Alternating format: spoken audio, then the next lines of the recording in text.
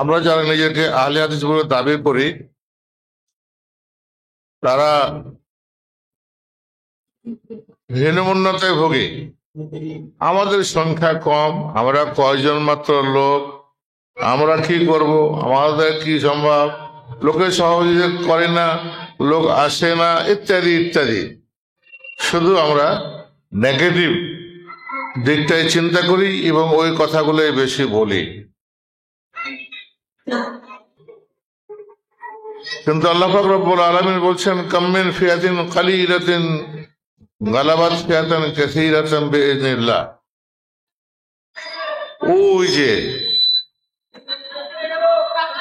জালুদের সাথে যুদ্ধ করার জন্য, জালুদের সাথে মোকাবেলা করার জন্য দাউদকে যখন পাঠানো হলো, একটা পরীক্ষা হলো। সামনে একটা নদী আছে, এই নদীর পানি কেউ পান করতে পারবে না। যদি কারোর খুব বেশি প্রয়োজন হয়, এইরকম হাত ডুবিয়ে 1-2 ঢোক খেতে পারে, আর বেশি না। কিন্তু বেশিরভাগ লোক পিপাসিত ছিল, একবারে পেট ভর্তি করে পানি পান করলো। এই নির্দেশটা পালন করলো মাত্র কয়েকজন। নদী পার হয়ে গিয়ে যারা পেট ভর্তি করে পানি পান করেছিল তারা আর নড়তে পারছে না, ক্লান্ত হয়ে গেছে। বলছে, আজকে লা তাওয়াক্কাত লানা আল-ইয়াওম বিজালুতা ওয়া জুনুদিহি, আজকে আমরা ওদের সাথে যুদ্ধ করতে পারবো না। কিন্তু যাদের মধ্যে ইমানের জোশ ছিল, ইমান যাদের মধ্যে কাজ করছিল, তারা বলল, কাম মিন ফিয়াতিন কালিলাতিন গালাবাত ফিয়াতান কাসীরাতান বিইজনিল্লাহ। অল্প সংখ্যক লোক বেশি সংখ্যক লোকের উপরে জয়লাভ করে, অতএব আমরা তাদের সাথে মোকাবেলা করব।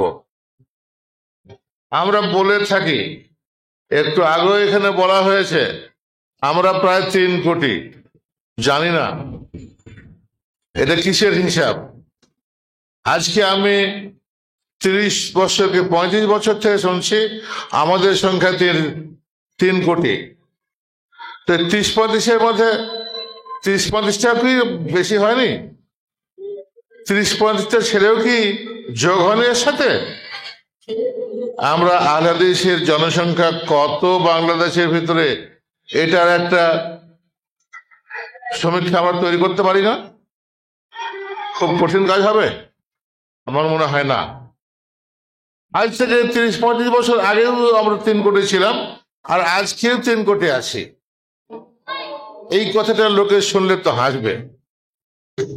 বলছিলাম যে আমরা একথাও বলে থাকি যে ডাক্তার একটা থানায় 2-3 জন থাকে কি 5 জন থাকে, কিন্তু সেখানে কয়েক লক্ষ লোক বাস করে।